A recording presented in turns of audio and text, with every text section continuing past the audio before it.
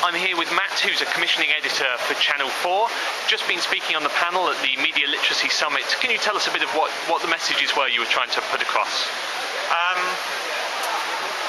Well, it might have been a slightly controversial one because I get a bit frustrated with these kinds of task forces and agendas and charters, and I know that's how they're the vehicles that government needs to use to engage with these kinds of issues. But what I tried to say in my contribution is that we're in one of those weird moments of time where technology and audiences are moving much, much faster than traditional institutions.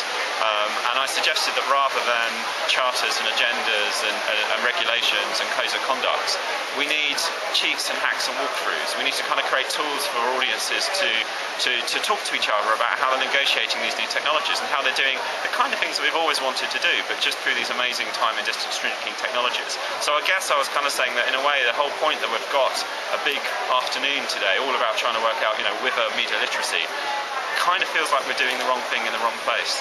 So user to user, not top-down policy. And about enabling people and giving them tools and letting them share their own solutions rather than assuming that we can come up with a 10-point list or a charter or an agenda. I mean, that whole language doesn't feel like the kind of language that really we should be using about these kind of problems. And so is that a big conversation with people? How do we foster that conversation? It's about being dynamic and tactical. It's about,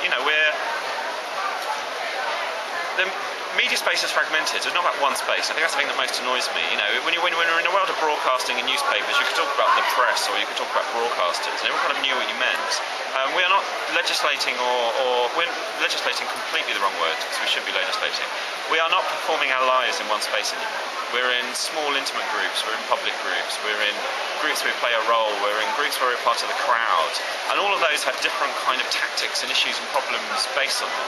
And I just think that calling it media literacy and assuming you can come up with one kind of top-down agenda or charter just feels completely antediluvian as a response. And the role for a big organisation like Channel 4, one of the broadcast media players in this discussion.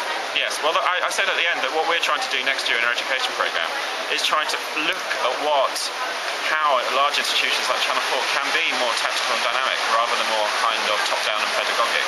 So an awful lot of our programmes and projects for next year are really about trying to empower and enable people rather than necessarily preach to them.